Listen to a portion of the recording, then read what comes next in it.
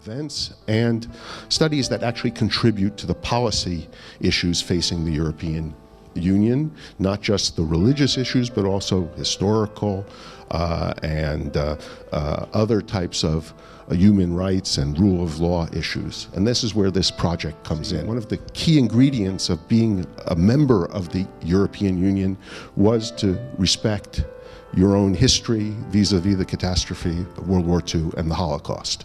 Going into the European Union produced progress. The basic premise was that there were countries that were rehabilitating war criminals, rewriting their history. For the Jewish community, remembering the Holocaust is the #1 identifying factor. I think it's important to understand for every member of the European Union how important this aspect was of European history in order to create the union that we have today, built on freedom, built on democratic values, built on the rule of law. If you really don't internalize the history, we risk that in some forms it might come back. That it describes the reality of most of our communities in most of the European countries that we live in. We need to find different ways to communicate. We need to find different ways to teach our young people what the lessons of history have to be. Young people will listen and will be open-minded if they understand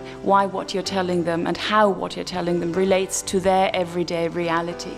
So when we're talking about lessons to be learned from history, we're not exclusively focusing on Jewish history and on Jewish matters, but we are focusing on the very basis of what is required in a society that is pluralistic, that has various voices, that inevitably has conflicting voices, but needs to find a common denominator that allows everyone the freedom that we all want to enjoy and all want to live in, and how much we need to take our governments to task to make sure that we can really contribute to open and pluralistic societies. I think that's a lesson that we can universally also learn from the Holocaust, to speak up against injustice, even in your own environment where it's most difficult.